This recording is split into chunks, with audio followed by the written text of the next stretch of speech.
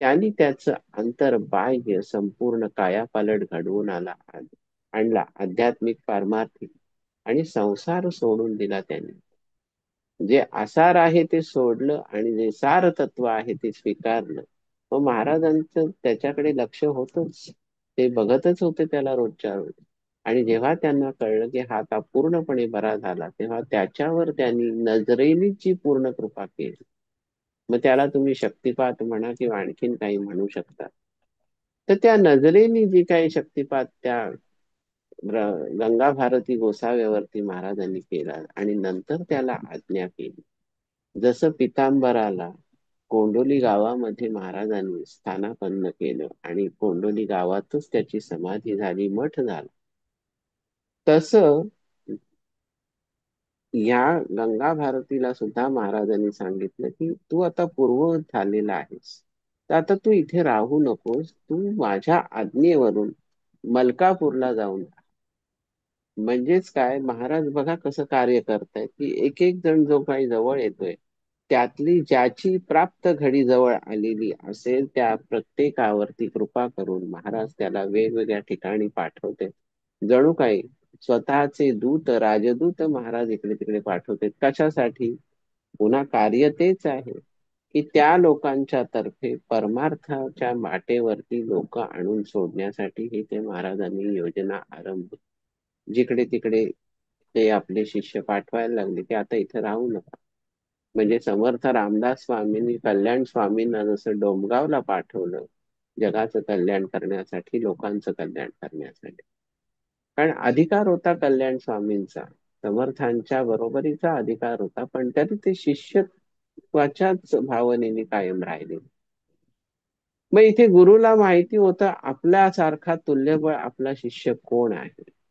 मग प्रत्येकाला शिष्य म्हणायचं, अंतरंग शिष्य म्हणायचं असं कधीच गुरूंनी कुठल्या केलेलं नाही. पण त्यांच्या कृपेने ज्यांना ज्यांना त्यांनी या समाज प्रबोधनासाठी वेगवेगळ्या ठिकाणी पाठवलं, तसं या गंगा भारतीला गजानन महाराजांनी मलकापूरला पाठवलं. आणि मग त्याचं सगळं तिथे पुढचं जे आयुष्य आहे ते समाज प्रबोधनामध्ये किंवा आध्यात्मिक सत्संगामध्ये किंवा त्या प्रवचनामध्ये किंवा लोकांच्या प्रबोधनामध्येच त्याचं पुढचं आयुष्य गेलेलं आहे. मग हे चरित्र महाराजांनी का घडवलं? तर याचा अर्थच असा आहे की ज्या वेळेला एखाद्याची प्राप्त घडी येते, प्राप्त घडी म्हणजे कोणती? तर पूर्णपणे आध्यात्मिक कृपेची जेव्हा प्राप्त घडी प्राप्त होते त्यावेळेलाच सत्पुरुष, संत पुरुष, अवलिया पुरुष, सिद्ध पुरुष, योगी या हे जे सगळे त्यांच्यावरती जी कृपा करतात की नाही, ती वेळ यावी लागते. आमने सामने ते दोन बिंदू आल्याशिवाय हे कार्य घडत नाही. कारण संतांना हे माहिती असतं की ती वेळ कधी आहे. काळावर ज्यांची सत्ता आहे त्यांना वेळेचं भान असणारच की वेळ कधी येते हे त्यांना माहित असणारच, कारण ते स्वतः महान काळ आहे. मग हे सगळं जेव्हा महाराजांनी अशी चरित्र घडवली, त्याच्या मागे कार्यकारण भाव काय होता? तर तो पूर्णतः पारमार्थिक आणि आध्यात्मिक क्षेत्रातला अधिकाराचा कार्यकारण भाव होता. तिथे त्यांनी त्या कर्मानुबंधीनी मनुष्य लोके या पद्धतीने त्याच्या अनंत जन्मांची जी कर्म त्याच्या ह्या जन्मामध्ये महारोग म्हणून त्याच्या शरीराला ग्रासून राहिली होती, ती महाराजांनी दूर केली, त्याला पूर्ववत केला. ही या गंगा भारती गोसाव्याची कथा आहे. काय त्याच्यामध्ये त्यातल्या ओव्या काही आहेत त्या मी आधी म्हणून दाखवतो, कारण काय कथा तर ऐकली, आता पुन्हा ओव्या काय सांगायच्या. तरी सुद्धा गंमत म्हणून आपण त्या म्हणूया. गंमत म्हणजे कशी, दासगणुनी कसं लिहिलंय ते चप्पल ते ऐकण्यासाठी की मेहेकरच्या सान्निध्याला सवडद नामे ग्राम भला, त्या गावीचा एक आला गंगा भारती गोसा, यास होता महारोग कुजून गेले अवघे अंग, उरली न पडल्या वाचून भेग जागा दोन्ही पायाला, करपत बोटे झडून गेली तनुप्रती चढली लाल, कानाच्या सुजल्या पाळी कंडू सुटला तनुते, म्हणून गंगा भारती त्या महारोगात त्रासला अति, समर्थांची ऐकोनी कीर्ती शेगावासी पातला. हे सगळं सुरुवातीचं वर्णन आहे आणि मग तो बरा कसा झाला याच्याही ओव्या आहेत, त्या आज आपण नको वाचूया. आपण पुढच्या भागाकडे वळूया. आपण नाशिकच्या गोपाळदास महंतांचं चरित्र याआधी पाहिलेलं आहे, अभ्यासलंय थोडंफार. जेवढं आपल्याला करता आलं तेवढा आपण त्याचा अभ्यास केलाय. तर त्या गोपाळदास महंतांच्या चरित्रामध्ये वारंवार माधवनाथ महाराजांचा उल्लेख आलेला आहे. आता कोण होते हे माधवनाथ महाराज? त्यांचा महाराजांचे, गजानन महाराजांशी नेमका संबंध काय? आणि मुळातच माधवनाथ महाराजांचं कार्य काय? कारण काय, माधवनाथ महाराजांचा उल्लेख गजानन विजय ग्रंथामध्ये दासगणू महाराजांनी केलेला आहे. त्यामुळे त्यांचं चरित्र पाहिल्याशिवाय आपल्याला पुढे जाता येणार नाही, कारण हे सगळे समकालीन संत होते गजानन महाराजांचे. आता गजानन महाराज, देव मामलेदार आणि साईबाबा हे श्री स्वामी समर्थांचे शिष्य, आणि माधवनाथ महाराजांना देव मामलेदारांनी सुद्धा अनुग्रह दिला होता. त्यामुळे देव मामलेदार हे माधवनाथ महाराजांचे गुरु झाले त्या काळात अनुग्रहापुरते. त्यामुळे गजानन महाराज नेहमी, कारण गजानन महाराज, देव मामलेदार, साईबाबा हे गुरुबंधू, मग ते गुरुबंधू आहेत. मग जेव्हा माधवनाथ महाराजांवरती देव मामलेदारांचा अनुग्रह झाला तेव्हा पासून गजानन महाराज त्यांना भाई के बेटे असं म्हणायला लागले. वो हमारे भाई का बेटा आहे, ही भाषा होती. साईबाबा पण तसंच म्हणत असत. देव मामलेदारांना हे सगळे आपले बंधू अतिशय प्रिय होते. गजानन महाराजांना तर त्यांनीच सांगितलं होतं कुठे जायचं आणि कुठे थांबायचं आणि कुठे स्वामींसारख्या लीला करत बसायचं. हे स्वामींनी जसं सांगितलं तसं देव मामलेदारांनी सांगितलं होतं. तर हे सगळं माधवनाथांच्या बाबतीत भाई का बेटा असं संबोधन गजानन महाराज करत असत. तर आता ह्या माधवनाथांचं काय असं चरित्र आहे?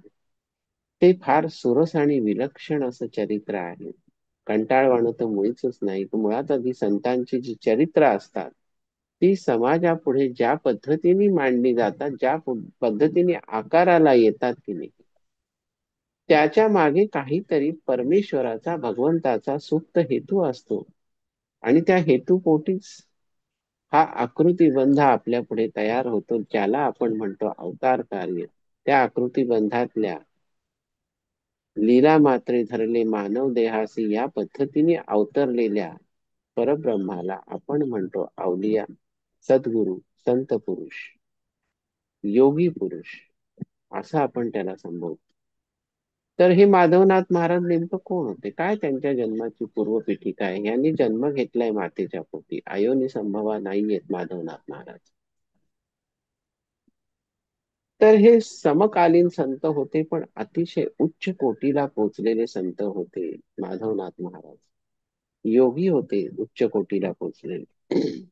आणि ते नाथपंथीय होते. ते नाथपंथीय कसे झाले त्याची ही कथा या चरित्रामध्ये येणार आहे. तर आपण थोडस त्या चरित्राचा आढावा घेऊ. ब्रह्मगिरी रत्न पारखी हे माधवनाथांच्या घराण्याचे मूळ पुरुष. ब्रह्मगिरी रत्न पारखी असं त्यांचं नाव होतं. यांचं मूळ गाव नाशिक जिल्ह्यातल्या सिन्नर तालुक्यातल्या पांगरी बुद्रुक हे आहे. हे एक छोटं खेडेगाव होतं आणि त्यामध्ये बहुसंख्य वस्ती ही ब्राह्मणांची होती. आणि ही सगळी ब्राह्मण मंडळी यजुर्वेदी ब्राह्मण मंडळी होती. आता ब्रह्मगिरी रत्न पारखी यांना रामचंद्र, बापू आणि कचेश्वर अशी 3 अपत्य होती. त्या तिघांपैकी रामचंद्र म्हणजे ब्रह्मगिरी रत्न पारख्यांचे पुत्र रामचंद्र हे वेदशास्त्र पारंगत होते. त्या काळी नाशिक जिल्ह्यामध्ये वेदमूर्ती म्हणून रामचंद्र पंतांची ख्याती पसरलेली होती. आता ह्या रामचंद्र पंतांना, आता बघा वंशवेल कशी कशी पुढे सरकते, एक एक पिढी कशी पुढे येते ती. या रामचंद्र पंतांना मल्हारराव, नारायणराव, रावजी ही 3 मुलगे आणि 2 मुली अशी आपत्ती होती. त्यापैकी मल्हारराव हे कोपरगाव येथे मामलेदार कचेरीमध्ये कारकून म्हणून कार्यरत होते. म्हणजेच ते सरकारी नोकर होते. सरकार दरबारी त्यांना काम मिळालेलं होतं. तेव्हा त्यांचा चरितार्थ त्या सरकारी नोकरीतल्या ज्या काही पगार मिळत असे त्याच्यावर चालत होता. आता हे मल्हारराव कसे होते? तर शांत प्रवृत्तीचे, अतिशय धार्मिक प्रवृत्तीचे आणि मृदू स्वभावाचे होते. अत्यंत मृदू स्वभाव होता त्यांचा. त्यांचा विवाह भाऊ बक्षिगिरी यांची मुलगी मथुरा हिच्या सोबत झाला. या मथुराबाईंचा जन्म उज्जैनला त्यांच्या आजोळी झालेला होता. आणि मथुराबाई बऱ्याच वेळेला आपल्या आजोळी जात असत. त्यांचं वय त्यावेळेला 14-15 वर्षाचं होतं. आणि मल्हाररावांशी विवाह होण्याच्या आधीचा हा कालावधी असेल किंवा नंतरचाही असेल, त्याचे तपशील काही सापडत नाही नेमकं कुठल्या वर्षीचा हा ही घटना आहे. घटना अशी घडली की बहुतेक विवाह पश्चातच मल्हाररावांशी त्यांचा विवाह झालेला आहे. आणि त्यावेळेला लहान वयातच लग्न होत असत तरी सुद्धा त्यावेळेला मथुराबाईंचं वय 14-15 वर्षाचं काहीतरी असावं. तर त्या आपल्या आजोळी उज्जैनला गेलेल्या असताना त्यांची अतिशय त्यांची ही भाविक वृत्ती होती. त्यांच्या मुद्रेवरती विलक्षण तेज दिसत असे त्या 14-15 वर्षाच्या मुलीच्या चेहऱ्यावरती. आणि ती मुलगी सतत आनंदामध्ये निमग्न, किंवा दुर्मुखलेला चेहरा आहे, कपाळाला आठ्या आहेत, चेहरा पाडून बसले, असं काही नव्हतं. सदैव आनंदाच्या महासागरामध्ये त्यांचं पोहणं चालू असायचं. अर्थात ज्यांच्या घरी सत्पुरुष किंवा संत जन्माला येणार असतो, ज्यांच्या पोटी, त्या आईवडिलांची वृत्ती ही अशाच स्वरूपाची असते. मल्हारराव इथे अत्यंत धार्मिक, मृदू अंतःकरणाचे आणि अतिशय शांत वृत्तीचे आहेत. आणि मथुराबाई तर आनंदाने पूर्णपणे भरून गेलेले आहे. विलक्षण तेज आहे. आता त्या परमेश्वराच्या अस्तित्वामध्ये स्वतःला कायमच विसरून जात असत. नेहमीच त्या पूजा पाठामध्ये इतक्या काही रंगून जात असत की त्यांना आजूबाजूच्या जगाचा विसर पडलेला आहे. मग आता उज्जैनला आलेले आहेत. उज्जैनला मुख्य स्थान कुठलं? तर श्री महाकाळेश्वराचं ज्योतिर्लिंगाचं मंदिर. आणि महाकाळेच्या ज्योतिर्लिंगाच्या दर्शनाला तर ह्या मथुराबाई कायम जातच असत. आणि तिथे श्री हरिसिद्धीचं जे मंदिर आहे त्याच्याही दर्शनाला त्या जात असत. तर एक दिवस नित्याप्रमाणे, ते काही महिने असतील तिकडे उज्जैनला आजोळी, नित्याप्रमाणे त्या महाकाळेश्वराच्या मंदिरात दर्शनाला गेल्या. तिथून त्या हरिसिद्धी मंदिरामध्ये दर्शनाला गेल्या आणि तिथून घरी आल्यानंतर आजोळच्या घरी त्या पूजेला बसलेल्या आहेत. पूजेमध्ये त्या इतक्या काही तल्लीन होऊन गेल्या. तर त्याच वेळेला एक गोसावी त्यांच्या आजोळच्या घराच्या दारामध्ये येऊन उभा राहिला. कर्मधर्म संयोगाने मथुराबाईंचे आजोबाही त्याच वेळेला दारामध्ये उभे राहिलेले होते. त्यांनी त्या गोसाव्याला बघितलं. अरे, सकाळची वेळ आहे आणि हा असा तेजपुंज एक गोसावी आपल्या दारामध्ये येऊन उभा राहिलाय. तर त्यांनी त्यांचं स्वागतच केलं. साधू बैरागी गोसाव्यांचे स्वागत करायची पद्धत होती. संन्याशाचं आगत स्वागत करायची पद्धत होती. संन्याशाला स्वतःच्या घरी जेवणाची, भोजनाची भिक्षा घालण्याची पद्धत होती. तो काळ वेगळा होता. लोकांचा या सगळ्या गोष्टींवरती विश्वास होता. त्या काळात सुद्धा भोंदू नव्हते अशातला भाग नाही.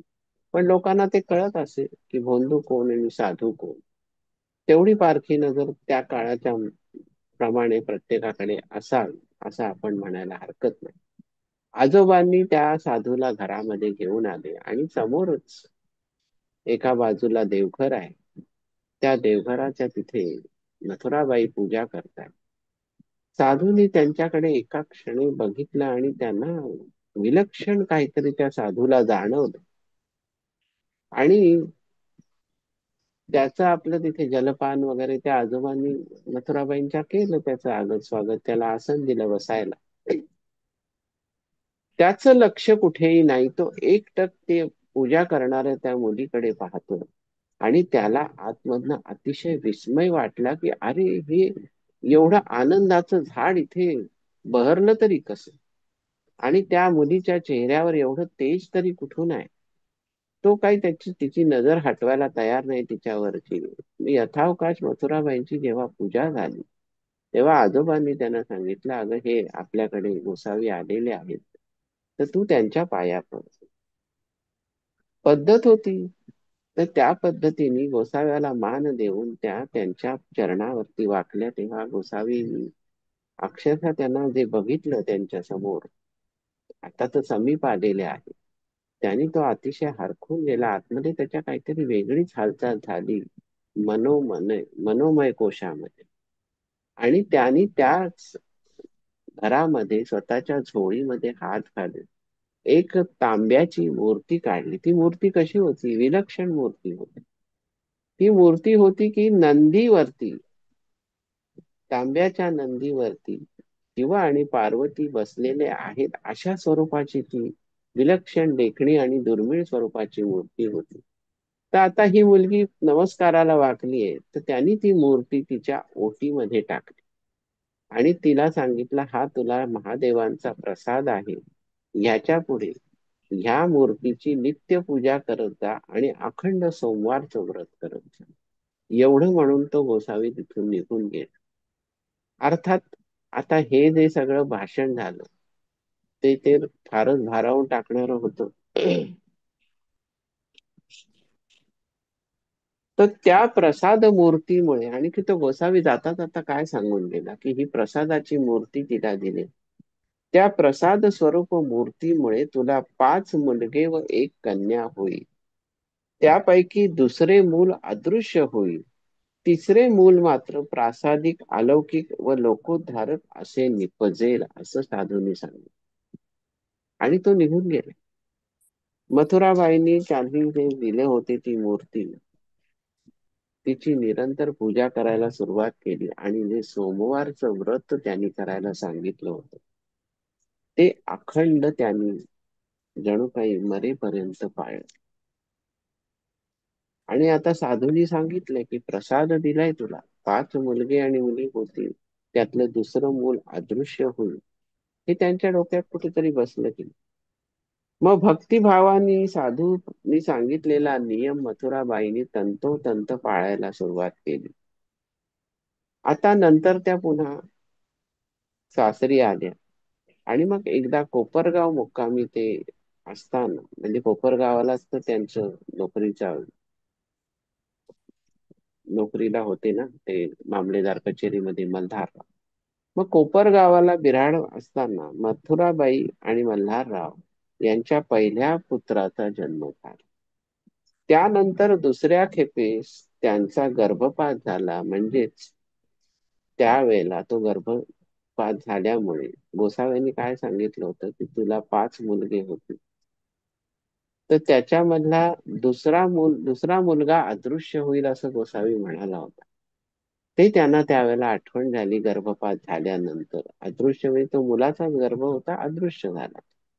आता इथे एक लक्षात घेतलं पाहिजे की ज्या वेळेला गर्भपात होतो किंवा कळून येतं की हा मुलाचा गर्भ आहे का मुलीचा गर्भ आहे गर्भपात झाल्यानंतर, किंवा 1-2 महिने गर्भामध्ये जीवात्मा वास करतोय, तरी सुद्धा त्याच्यानंतर गर्भपात होते. काही जणांच्या बाबतीत तर अशी गोष्ट घडलेली आहे की 7व्या महिन्यात सुद्धा गर्भपात झालेला आहे, ते मूल गर्भातच दगावलेलं आहे. मग आता इथे एक लक्षात घेतलं पाहिजे की एवढी जनसंख्या वाढते, पण मग अशा पण घटना का घडतात अजूनही?